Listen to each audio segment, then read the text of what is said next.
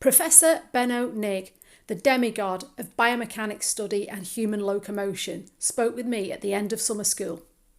So I'm here with Professor Benno at the Biomechanics Summer School.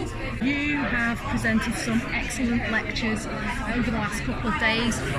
Simon, I've just been talking to, he said you've dropping a grenade. Is there anything that you've learned from the last 2 days that you're going to be talking about? Yeah, I think I see a big potential in this group that they do a project together.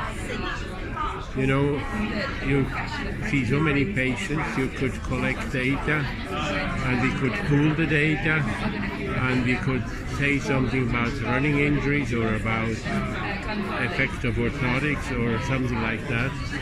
And I see a big potential that could be done in the group like that.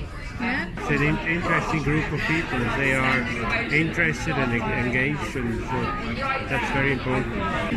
Thanks very much for talking to me. Appreciate it. Thank you.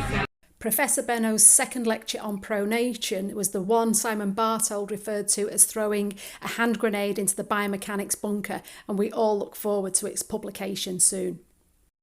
3 of our keynote speakers clearly enjoyed the great debate on the state of the nation with running footwear at the end of summer school.